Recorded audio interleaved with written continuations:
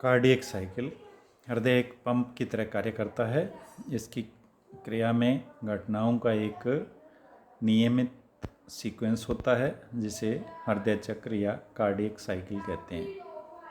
मनुष्य में हृदय के सामान्य रूप से संबंधित करने पर प्रति मिनट में लगभग 72 हृदय चक्र यानी कार्डियक साइकिल 72 कार्डियक साइकिल पूरे होते हैं, अर्थात एक हृदय चक्र के अंदर 0.8 सेकंड का समय लगता है। कार्डियक साइकिल में 3 घटनाएं मेन होती है। एट्रियल सिस्टोल जो कि 0.1 सेकंड का होता है, वेंट्रिकुलर सिस्टोल जो कि 0.3 सेकंड का होता है एंड कंप्लीट कार्डियक डायस्टोल यानी 0.4 सेकंड का। तो इस तरह से 0.1 second atrial systole, 0.3 second ventricular systole और 0.4 सेकंड कंप्लीट कार्डियक डायस्टोल। तो एट्रियल सिस्टोल क्या है कि जब एट्रियम के अंदर ब्लड आ जाता है और जब ऐसे नोड कंट्रैक्शन इम्पल्स उत्पन्न करता है तो कंट्रैक्शन की क्रिया होती है। कंट्रैक्शन की क्रिया होने से जो ऑरिकल के अंदर ब्लड है वो ब्लड एवी वाल के द्वारा वेंट्रिकल के अंदर धकेल दिया जाता है। तो इस क्रिया को यानी ऑरिकल के कंट्रैक्शन के कारण जो ब्लड वेंट्रिकल में जाता है इसको एट्रियल सिस्टोल कहते हैं और इसमें 0.1 सेकंड का समय लगता है। वेंट्रिकुलर सिस्टोल कि जैसे ब्लड वेंट्रिकल में पहुंचा और ऑरिकल का कंट्रैक्शन ख़त्म हुआ, वेंट्रिकल का कंट्रैक्शन स्टार्ट हो जाता है। तो वेंट्रिकल यानी जो ऐसे नोड के द्वारा जो इम्पल्स था वो एवी नोड को जाता है। एवी नोड से इम्पल्स जो है वो कंट्रैक्शन इम्पल्स जो है वो बंडल ऑफ हीस से होता हुआ परकिंजे फाइबर के द्वारा वेंट्रिकल में फैल जाता है। वेंट्रिकल से एक वेव ऑफ कंट्रैक्शन जो है वो हार्ट के एपेक्स से होते हुए पूरे हार्ट के अंदर फैलते थे, जिससे वेंट्रिकल के अंदर कंट्रैक्शन से ब्लड को एओर्टा के अंदर धकेला जाता है। तो इसे कहते हैं वेंट्रिकुलर सिस्टोल। इसमें 0.3 सेकंड का समय लगता है।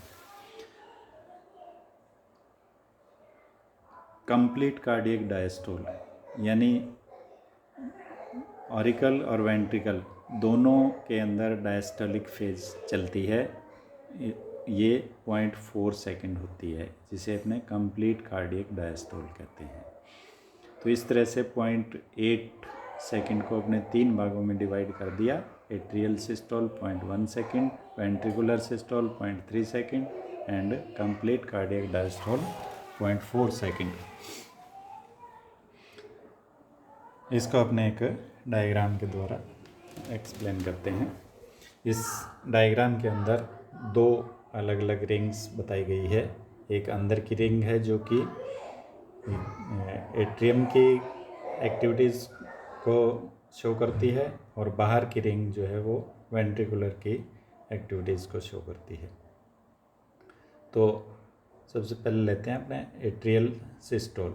एट्रियल सिस्टोल जो होता है वो 0.1 सेकंड का होता है, यानी एट्रियम के अंदर यानी ऑरिकल के अंदर कंट्रैक्शन होता है। कंट्रैक्शन होने से उसका जो ब्लड होता है वो एवी वाल के द्वारा वेंट्रिकल के अंदर चला जाता है और ये क्रिया जो है वो इससे दिखाई गई है, ये 0.1 सेकंड। तो 0.1 सेकंड के बाद एट्रियम के अंदर डायस्टोल की क्रिया चालू हो जाती है, अर्थात 0.1 सेकंड कंट्रैक्शन होता है, उसके बाद रिलैक्सेशन की क्रिया चालू हो जाती है जो कि 0.7 सेकंड तक चलती है। एट्रियम की डायस्टोल फेज 0.7 सेकंड की होती है। जैसे ही सिस्टोल एट्रियम का सिस्टोल ख़त्म होगा, वेंट्रिकुलर सिस्टोल चालू हो जाता है। वेंट्रिकुलर सिस्टोल जो है वो 0.3 सेकंड का होता है। ये जो कंप्लीट रिंग दिखाई गई है, इस कंप्लीट रिंग को अपने 8 पार्ट्स में डिवाइड किया है। प्रत्येक पार्ट्स जो है वो 0.1 सेकंड का है। तो अपने ये जो यहाँ से यहाँ तक ये तो बताया गया था एट्रियल सिस्टोल। अब यहाँ से यहाँ तक ये आ गया वेंट्रिकुलर सिस्टोल। तो वेंट्रिकुलर सिस्टोल जो है इसको अपने 3 भागों में डिवाइड कर दिया। 0.05 सेकेंड आइसोवॉल्यूमेट्रिक फेज, यानी जैसे ही वेंट्रिकल के अंदर कंट्रैक्शन होता है तो कंट्रैक्शन की क्रिया तो चालू हो जाती है, परंतु उसका वॉल्यूम चेंज नहीं होता। यानी जो वेंट्रिकल है उसका वॉल्यूम में कोई परिवर्तन नहीं होता, तो इसे कहते हैं आइसोवॉल्यूमेट्रिक कंट्रैक्शन फेज, और ये 0.05 सेकेंड की होती है। इसके बाद आती है 0.11 सेकेंड की मैक्सिमम इजेक्शन फेज, यानी जैसे ही कंट्रैक्शन की क्रिया होती है, कंट्रैक्शन होने से ब्लड तेज़ी के साथ एओर्टा के अंदर धकेला जाता है, और ये 0.11 सेकेंड तक तेज़ी के साथ ब्लड धकेला जाता है। इसके बाद स्टार्ट होती है 0.14 सेकेंड की रिड्यूस्ड इजेक्शन फेज। रिड्यूस्ड क्यों है कि एक तो एओर्टा के अंदर ब्लड चला गया तो वो ब्लड रिवर्स फोर्स लगाता है, दूसरा कि जो वेंट्रिकल के अंदर ब्लड है वो उसका अमाउंट कम हो जाता है। तो दोनों क्रियाओं के कारण इसमें ब्लड धकेला जाता है, परंतु उतनी तेज़ी से नहीं। तो ये 0.14 सेकेंड जो चलती है ये रिड्यूस्ड इजेक्शन फेज है। तो इस तरह से 0.3 सेकेंड को अपने 3 भागों में डिवाइड कर दिया। 0.05 सेकेंड, 0.11 सेकेंड जो मैक्सिमम इजेक्शन है, एंड 0.14 सेकेंड जो है वो रिड्यूस्ड इजेक्शन है। तो इस तरह ये 0.3 सेकेंड जो है वो वेंट्रिकुलर सिस्टोल हो जाता है। इसके बाद 0.5 सेकेंड वेंट्रिकुलर डायस्टोल की क्रिया होती है, जिसको भी अपने 5 भागों में बांटा गया है।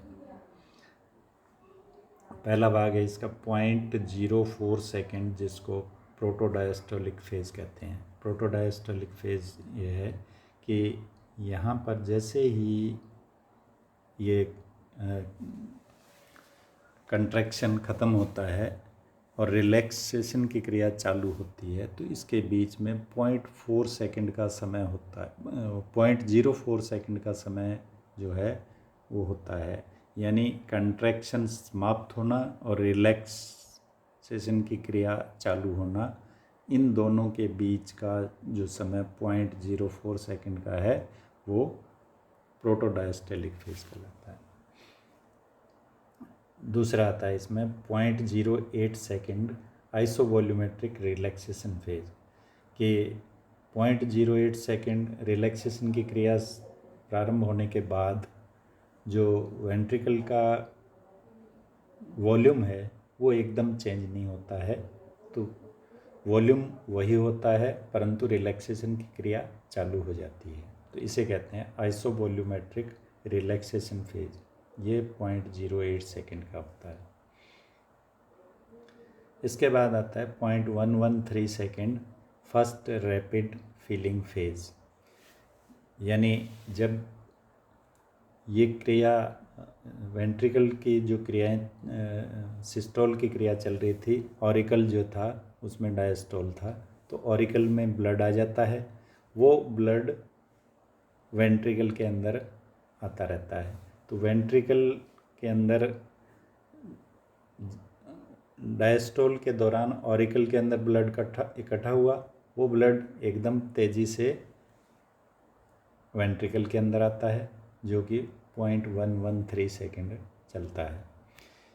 इसके बाद क्योंकि ब्लड जब ऑरिकल में कम हो जाएगा तो वो धीरे धीरे रिसता है फिर अंदर वेंट्रिकल की तरफ, तो उसको कहते हैं स्लो फीलिंग फेज। ये चलती है 0.167 सेकेंड। तो 0.167 सेकेंड तक स्लो फीलिंग फेज है कि ऑरिकल से ब्लड धीरे धीरे वेंट्रिकल में जाता रहता है। अब लास्ट जो इसकी वेंट्रिकल डायस्टोल है 0.1 सेकेंड, वो कहलाती है लास्ट रैपिड फीलिंग फेज। ये लास्ट रैपिड फीलिंग क्यों होती है कि इस समय एट्रियम में कंट्रैक्शन चालू हो जाता है। एट्रियम में कंट्रैक्शन होने से जो ब्लड है वो तेज़ी के साथ वेंट्रिकल में जाता है।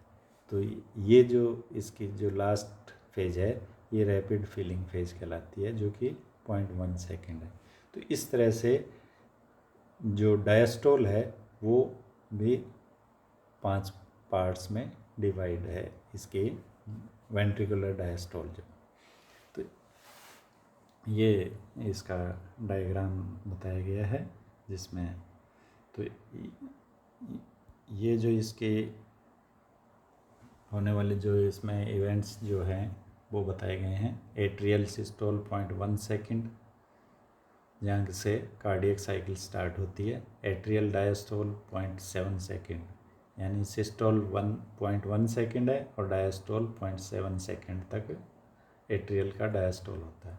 वेंट्रिकुलर सिस्टोल 0.3 सेकेंड, जिसको अपने 3 भागों में बांटा था। Isovolumetric contraction phase 0.05, rapid ejection phase 0.11 second, reduced ejection phase 0.14 second, ventricular diastole 0.5 second, protodiastolic period 0.04 second, isovolumetric relaxation phase 0.08 second, rapid filling phase first 0.113 second, reduced filling phase 0.167 second and last rapid filling phase 0.1 second।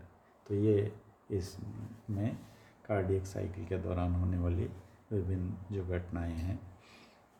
इसके साथ ये कुछ इसमें sounds आती है, तो वो sound कहाँ कहाँ होती है। फर्स्ट साउंड है एरो वेंट्रिकुलर वाल्व जो क्लोज होते हैं तो फर्स्ट साउंड आती है। दूसरा SLV यानी सेमी ल्यूनर वाल्व जो क्लोज होता है तो सेकंड साउंड आती है। Third sound rushing of the blood into ventricle from atrium, atrium से जब फास्ट रैपिड फिलिंग आती है तो थर्ड साउंड होती है। फोर्थ साउंड के एट्रियम कंट्रैक्शन होता है तो फोर्थ साउंड आती है। तो इस तरह से ये इसका कार्डियक साइकिल बताया गया है। आज के लिए इतना ही।